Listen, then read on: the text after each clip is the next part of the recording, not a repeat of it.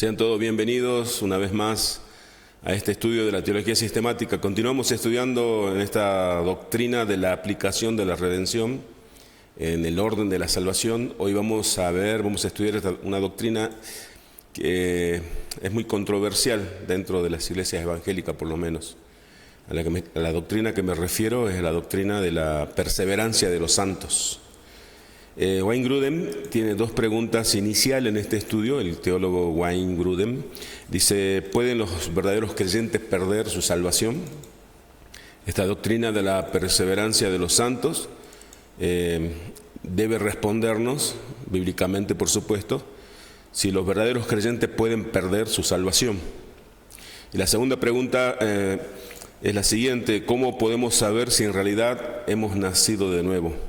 Vamos a ver a lo largo de este estudio qué dice la doctrina de la perseverancia de los santos, así que les pido que me presten atención en este estudio de la teología sistemática con respecto a la doctrina de la perseverancia de los santos.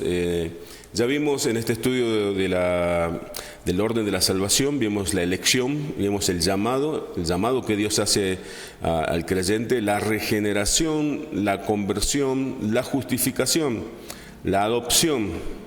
Y ahora lo último que vimos fue la santificación, y hoy vamos a ver la perseverancia de los santos. ¿Cómo podemos estar seguros de que seguiremos siendo creyentes durante toda nuestras vidas? Esa es la pregunta que todos nos hicimos de manera particular también hacia los demás. ¿Cómo podemos saber si una persona que dice que es creyente va a perseverar hasta el fin? ¿Cómo podemos saber si alguien que por años permaneció en una congregación y luego dejó de asistir, dejó de estar en el camino del Señor y vimos que nuevamente volvió a una vida de pecado? Y la pregunta es: ¿perdió la salvación o nunca nació de nuevo? ¿Cómo podemos estar seguros que seguiremos siendo creyentes durante toda nuestra vida? ¿Existe algo que nos mantenga firme en Cristo? Otra pregunta que se hace el teólogo Grudem, que asegure que seremos creyentes hasta el final, que viviremos con Cristo una vez que partamos de este mundo, o que podría ser que nos alejemos de Cristo y perdamos las bendiciones de nuestra salvación. Estas preguntas quizás en muchas congregaciones evangélicas de diferentes denominaciones, pero con un trasfondo arminiano, la respuesta seguramente sería afirmativa. Sí, es posible que se pierda la salvación, sí es posible que alguien que es creyente deje de serlo. La doctrina de la perseverancia de los santos responde a estas inquietudes. Es por eso que les decía hace un instante que es muy importante que la conozcamos, qué es lo que dice la Escritura con respecto a la perseverancia de los santos. La perseverancia de los santos significa que todos los que verdaderamente han nacido de nuevo, todos los que verdaderamente han nacido de nuevo serán sostenidos por el poder de Dios y perseverarán como creyentes hasta el final. Además, son aquellos que perseveran hasta el fin, son los que han nacido de nuevo. Esta definición consta de dos partes. ¿Sí? Voy a leerla nuevamente, la definición. La perseverancia de los santos significa que todos los que verdaderamente han nacido de nuevo serán sostenidos por el poder de Dios y perseverarán como creyentes hasta el final. Además, solo aquellos que perseveran hasta el fin son los que han nacido realmente de nuevo. Decía que esta definición consta de dos partes. La primera parte ofrece seguridad a quienes realmente han nacido de nuevo. La primera parte de la definición de la doctrina de la perseverancia de los santos, entonces, da una muestra, una prueba de los que realmente han nacido de nuevo, son los que van a perseverar hasta el final. Recordándoles, esta doctrina les recuerda y nos recuerda a nosotros, por supuesto, que el poder de Dios es el que nos sostiene. Es el poder de Dios que nos sostiene como creyentes firmes en la fe hasta el final de nuestras vidas. Y eso también nos da como seguridad que nos espera una vida de eternidad junto a nuestro Señor Jesucristo. Y la segunda parte de esta definición aclara que perseverar en la vida cristiana es una evidencia del nuevo nacimiento. O sea, esta doctrina entonces responde dos preguntas: que un verdadero creyente sí persevera hasta el final. ¿Por qué? Porque son los que han nacido verdaderamente, y es importante la palabra verdaderamente o genuinamente, los que han nacido de nuevo. No todo aquel que dice que ha nacido de nuevo o que ha sido regenerado por el Espíritu de Dios es un hijo de Dios, sino aquel que persevera es la evidencia y la prueba de que verdaderamente, afirmativamente, sí nació de nuevo por el poder de Dios. Es fundamental tener en cuenta este aspecto de la doctrina para evitar una falsa seguridad a aquellos que nunca han sido creyentes. El apóstol Juan, en el Evangelio, Juan capítulo 6, versículos 38 y 40, dice: es palabra del Señor Jesucristo, porque he descendido del cielo no para hacer mi voluntad, sino la voluntad del que me envió. Y esta es la voluntad del que me envió, que de todo aquel que Él me ha dado, yo no pierda nada, sino que lo resucite en el día final. Porque esta es la voluntad de mi Padre, que todo aquel que ve al Hijo y cree en Él tenga vida eterna, y yo mismo lo resucite en el día final. Acá el Señor Jesucristo como Dios y el Padre como Dios nos aseguran de que aquel, habla de un grupo de personas, habla de un creyente, de una persona en particular, de aquellos que han creído, aquellos que son creyentes, aquellos que fueron elegidos, aquellos que fueron regenerados, aquellos que recibieron esa conversión, aquellos que fueron justificados y adoptados como hijos de Dios. Aquellos que viven una vida en santidad son los que verdaderamente van a perseverar hasta el fin. Es la palabra del Señor. Sería muy soberbio del ser humano, de la criatura, pensar que podemos escapar de esa voluntad de Dios. Juan 3, 16, 17 dice: porque de tal manera amó Dios el mundo que dio a su Hijo unigénito, para que todo aquel que en Él cree no se pierda, mas tenga vida eterna. Y el versículo 17 dice: porque Dios no envió a su Hijo al mundo para juzgar al mundo, sino para que el mundo sea salvo por Él. Habla del mundo, como una vez ya lo vimos, no habla de todo el mundo, sino habla de un cosmos, de un orden, de un grupo de escogidos. Si realmente es vida eterna los que poseen los creyentes, dice este estudio de Wayne Grudem, dice: si realmente el creyente posee vida eterna, entonces quiere decir que la recibió de Dios. Entonces también quiere decir que esa vida eterna es eterna, va a perdurar, no es una vida temporal. La palabra clave entonces es vida eterna. Las palabras clave serían vida eterna. No es una vida temporal de eternidad, sino una vida eterna que perdura para siempre junto a Dios. Es un regalo de Dios. La salvación es un regalo de Dios, es una obra de Dios. Las palabras vida eterna están en contraste con la condenación y el juicio eterno. Es un contraste entre lo que significa condenación y perdición. Vida eterna, dice el Señor Jesucristo. Él es quien nos asegura esa vida eterna junto a Él.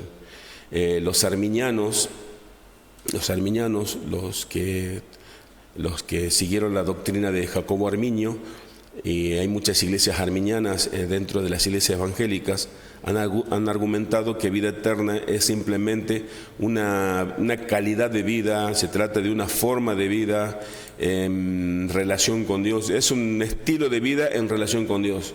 No hablan de una salvación eterna, sino hablan de una calidad de vida en relación con Dios que se puede experimentar de manera temporal, que se puede perder. Es más o menos como una permanencia en la iglesia, en una congregación. Eso es vida eterna, está en la presencia de Dios, en relación con Dios, pero eso luego se corta y no se trata de, según los arminianos, aclaro, de una obra realizada, hecha por el todopoderoso Dios y Creador, y Jesucristo, que con la sangre del pacto nos hizo perfectos para siempre, dice Hebreos. La Escritura hay múltiples pasajes en la Escritura donde afirma que la salvación es eterna. Lo que recibimos del Señor por medio de la fe, lo que recibimos de Dios por medio de la obra de Jesucristo es vida eterna, no una vida temporal. Y ya con esto sería suficiente como para afirmar que la perseverancia de los santos, si bien es el poder de Dios que nos preserva hasta el fin, pero también está la responsabilidad del pecador que ha sido salvado, la responsabilidad del creyente. La Biblia enseña que quienes han nacido de nuevo verdaderamente son ellos los que van a perseverar hasta el fin.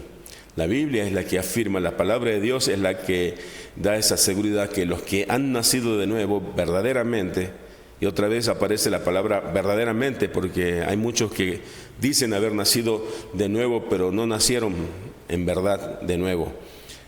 Aquellos que han nacido de nuevo verdaderamente perseverarán hasta el final. Romanos 8:1 dice, por consiguiente no hay ahora condenación para los que están en Cristo Jesús, los que andan conforme a la carne, los que no andan conforme a la carne, sino conforme al Espíritu. La Biblia es clara, acá dice que no hay ningún tipo de condenación, dice el apóstol Pablo a los romanos, para los que no andan conforme a la carne, para los que no andan en el camino del mundo, los que no siguen el sentido del mundo, de los incrédulos. No hay ninguna condenación los que andan conforme al Espíritu. Entonces quiere decir que sí hay condenación para los que andan conforme a la carne. Acá podríamos entonces, en base a este versículo de Romanos 8:1, decir que los que no viven una vida en esa santificación progresiva, lo que vimos en el estudio pasado, entonces son aquellos, los que no viven una vida en santidad, son aquellos que están bajo condenación. Aquellos que viven en una vida de santificación progresiva, entonces esa es la evidencia de que están siendo preservados por Dios, son aquellos que van a perseverar hasta el fin, porque han sido justificados por Dios. Así sería, dice, compatible con la justicia de Dios imponer algún castigo eterno, sería totalmente incompatible con la justicia de Dios imponer algún castigo eterno de condenación al creyente, ya que fue justificado ya por Jesucristo. Esto tira por tierra la postura arminiana, que aquel que ha nacido de nuevo, aquel que ha sido justificado por la obra expiatoria de Jesucristo, un día está en condenación. Si la Escritura dice que no hay ninguna condenación para aquellos que fueron justificados por Dios. Dice Grudem, sería incompatible con la justicia de Dios imponer algún castigo de juicio eterno a los creyentes. Ya no hay condenación para ellos, ya que la deuda de sus pecados ya fueron pagadas, ya ha sido pagada por la sangre de Cristo. Romanos 8:30 dice un versículo más que aclara la obra perfecta de salvación. A los que predestinó, a estos también llamó, y a los que llamó, a esos también justificó, y a los que justificó, a esos también glorificó. Este versículo se conoce como la cadena de oro. Cada eslabón va a permanecer eternamente unido uno con otro. Es imposible que se rompan ni siquiera uno solo de los eslabones. A los que predestinó, un eslabón, a estos también llamó, a los que llamó, a estos también justificó, y a los que justificó, a estos también glorificó. La glorificación aún no ha llegado a nuestra vida, pero la Biblia ya lo da como un hecho. ¿Por qué? Porque ha sido prometida por nuestro Dios. Dios es fiel y poderoso para cumplir lo que ha prometido. A los que predestinó, seguramente, afirmativamente, van a ser glorificados cuando venga el Señor Jesucristo. Otra evidencia de que Dios guarda seguro para toda la eternidad a quienes han nacido de nuevo es el sello que pone en nosotros, el sello del Espíritu Santo. Dice Efesios 1:13 y 14.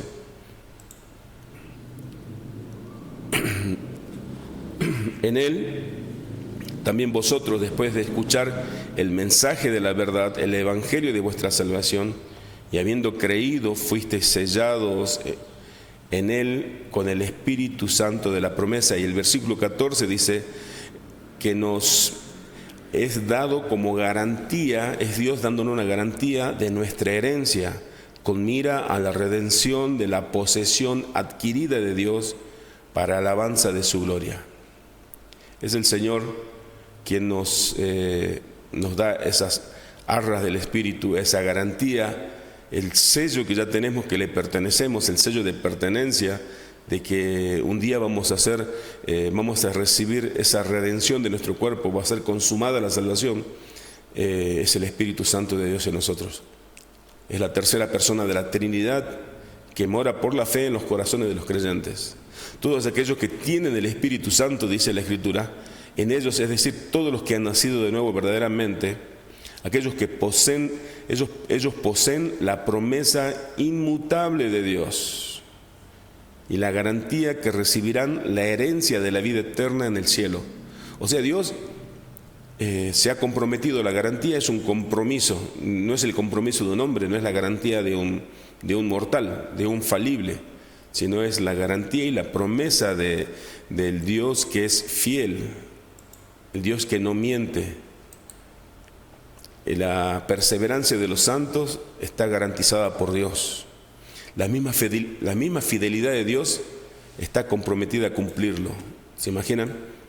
Si cualquiera de nosotros que firma una garantía, lo que menos quiere es que su nombre se vea afectado si no cumple con esa garantía.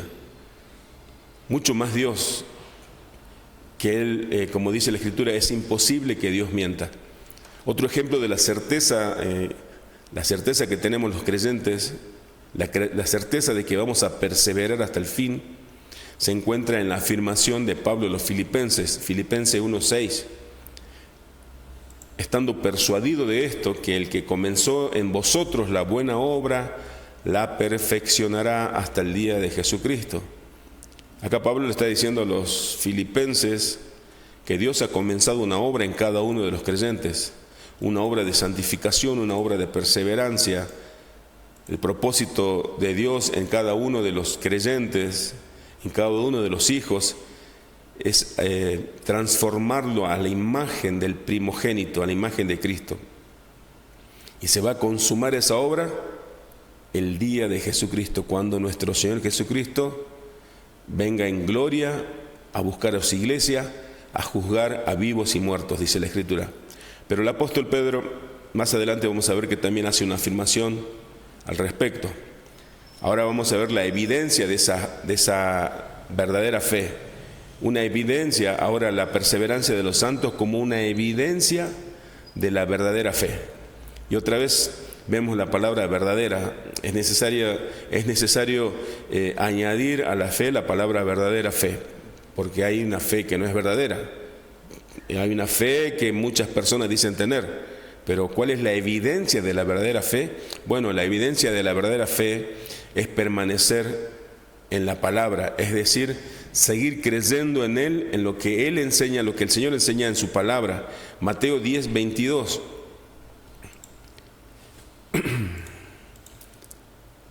Este texto es usado como para interpretarlo de manera diferente a lo que dice el texto.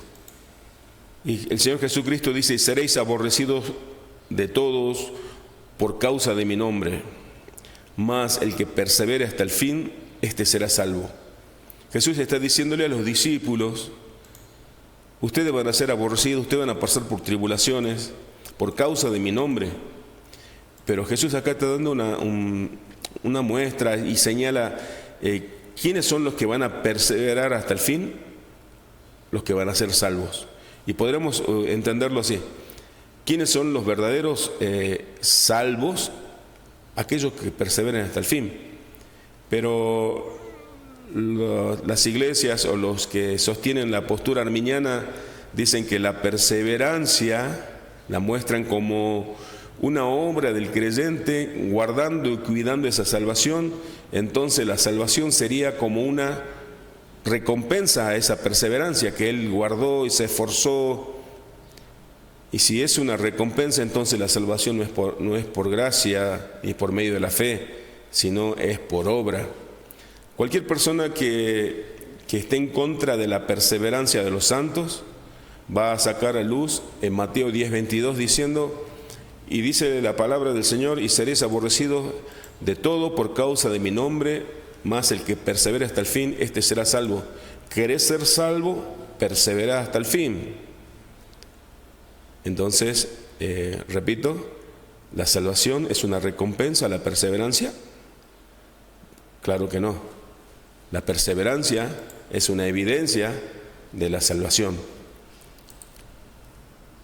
Pablo les dice a los colosenses que ellos fueron reconciliados con Dios con el propósito de presentarlos santos, intachables o irreprochables delante de Él.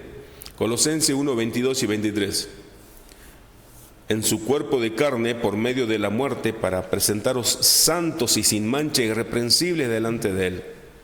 Si en verdad permanecéis fundados y firmes en la fe, y sin moveros de la esperanza del Evangelio que habéis oído, el cual se predica en toda la creación que está debajo del cielo, de la cual yo fui apóstol, hecho ministro. Pablo está diciéndole a los creyentes en Colosas que es Dios quien nos ha reconciliado consigo mismo. Pablo está diciendo que es Dios que tiene el propósito, la intención de presentarlos como santos, sin manchas delante de Él, como irreprensibles delante de Él. Es Dios quien nos va a cuidar, es Dios quien con su poder, con su providencia va a transformarnos, va a santificarnos para aquel día. Es Cristo quien nos va a presentar delante de Él como su esposa pura, santa y sin mancha. La perseverancia de los santos, dice esto le dice el teólogo Sproul, dice: creo que la frase perseverancia de los santos puede ser malinterpretada, sugiriendo que es únicamente gracias a lo que el creyente ha hecho, a lo que el creyente ha logrado para perseverar hasta el final. Si nosotros observamos esta doctrina como el centro de esto es el ser humano y no Cristo, vamos a ver al hombre como el protagonista, aquel que perseveró por sus propios medios, con sus propias fuerzas hasta el final. Entonces, dice el doctor Sproul, dice, esta frase, perseverancia de los santos, la veo como un peligro de ser mal interpretada. Estamos convencidos, dice, por la Escritura, que solamente perseverarán en la fe hasta el final solamente los que fueron elegidos en la eternidad. Elegidos en la eternidad pasada, elegidos por Dios, los que fueron llamados eficazmente por Dios, los que fueron regenerados por el poder del Espíritu Santo. Estamos viendo el orden de la salvación. Los que fueron apartados por Dios para vivir una vida en una santificación progresiva. Continúa lo que dice Sproul. Sin embargo, esta perseverancia no se debe solo a nuestra diligencia, porque claro que sí, nosotros tenemos que ser responsables en llevar esa vida de negación, en esa vida de santificación, sino que continuamos en la fe, no porque hayamos perseverado por nuestras propias fuerzas, sino porque hemos sido preservados por Dios. Dice, yo prefiero elegir en lugar de la palabra perseverar, la palabra preservados por Dios, en vez de perseverar en la fe, sino fuimos preservados, cuidados, guardados por Dios. Y el apóstol Pedro, 1 de Pedro 1:5 dice, Pedro escribiéndole a las iglesias, que sois guardados por el poder de Dios. Ustedes son guardados por el poder de Dios mediante la fe para alcanzar la salvación que está preparada para ser manifestada en el tiempo postrero. Ustedes son guardados por el poder de Dios. El que persevera hasta el final, el que persevera en la fe hasta el final de sus días de vida aquí en la tierra, es porque ha sido guardado por el poder de Dios. Esa es la evidencia, la perseverancia, y como diría Sproul, la preservación de Dios. Por ello dice Sproul, prefiero el término preservación o conservación la conservación o la preservación de los santos. Pero él dice en otro de sus escritos, bueno, pero yo no voy a cambiar esas palabras, porque ya está dentro de la teología, la palabra, la perseverancia de los santos, en el Ordo Salutis, ya está en los 5 puntos del calvinismo, en el Tulip, pero yo preferiría, dice, usar la palabra preservación, la preservación de los santos. Los santos somos preservados por el poder de Dios, mantenidos en un estado de gracia, y ese estado de gracia es llevado a cabo por el poder de Dios. Y la función principal del Espíritu Santo es recordarnos la palabra de Dios, es capacitarnos y dotarnos del poder para mortificar el pecado, pero hay algo más. La función principal, dice Sproul, es la de nuestro sumo sacerdote. Como él nos dice que él va a interceder diariamente, dice la Escritura que él intercede en tiempo presente, continuo, intercede por nosotros. Él intercede ante el Padre, como Jesús le dijo a Pedro: Pedro, Satanás me pidió tu alma para zarandearla como a trigo, pero yo voy a orar por ti para que tu fe no falte. Jesús intercede por mí, Jesús intercede por usted, Jesús intercede delante del Padre por nuestra salvación. Y nosotros, Dios permitió que nosotros tengamos un conocimiento de cómo intercede el Señor por nosotros. No sé si alguna vez, cuando usted escuchó decir a alguien, el Señor intercede por nosotros delante del Padre, el Señor Jesucristo, que ascendió a los cielos, luego de haber sido resucitado, ascendió a los cielos y hoy está delante del Padre intercediendo por cada uno de nosotros. El autor de Hebreos lo dice así, el apóstol Pablo dice en Romanos, en capítulo 8 también. Pero no sé si a usted tuvo curiosidad cómo intercede el Señor. Sabe que la Escritura nos enseña y nos muestra cómo intercede el Señor Jesús por cada uno de nosotros. El apóstol Juan, él pudo ser testigo presencial cómo el Señor Jesucristo oraba al Padre intercediendo por sus discípulos. Juan capítulo 17 dice, porque Juan 17, 8 al 11, porque yo les he dado las palabras que me diste. Jesús se está dirigiendo al Padre, y las recibieron y entendieron que en verdad salí de ti y creyeron que tú me enviaste. Yo ruego por ellos, no ruego por el mundo. No ruego por el mundo, no ruego por todos, dice el Señor, sino por lo que me has dado, porque son tuyos. Y todo lo mío es tuyo y todo lo tuyo es mío. Y he sido glorificado en ellos. Ya no estoy en el mundo, pero ellos sí están en el mundo. Y yo voy a ti, Padre Santo, guárdalos en tu nombre, el nombre que me has dado, para que sean uno así como nosotros. Jesús intercedía por sus discípulos, por sus 11 en ese caso, pero también vemos que Él intercede en este tiempo presente, en este momento, delante del Padre, para que nosotros permanezcamos firmes en la fe en este mundo que es tan contrario a los seguidores de Cristo, tan contrario a este mundo, a las enseñanzas de Cristo. Nuestra confianza entonces, nuestra confianza en la preservación no debe estar en ninguna manera en nuestra capacidad, en nuestra diligencia, aunque debemos ser diligentes, pero nuestra confianza no debe estar puesta en nuestra diligencia. ¿Qué quiero decir con esto? No debo estar confiado que yo diariamente oro, leo la Biblia, sino debo estar confiado que si oro, leo la Biblia, me congrego, todo eso lo hago porque estoy unido a Cristo. Todo eso lo hago porque Él me amó primero, es por eso que lo hago por amor.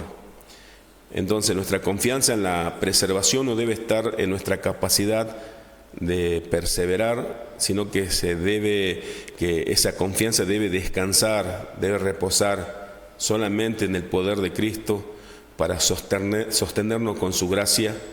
Es por el poder de su intercesión por nosotros que nos va a conducir con seguridad hasta el final. Entonces podemos decir, sin lugar a dudas y con un corazón lleno de gratitud y gozo, solo a Dios sea la gloria. Muchísimas gracias, Que el Señor bendiga a cada uno de ustedes y que este estudio sea de edificación para ustedes. Será hasta el próximo estudio de la teología sistemática.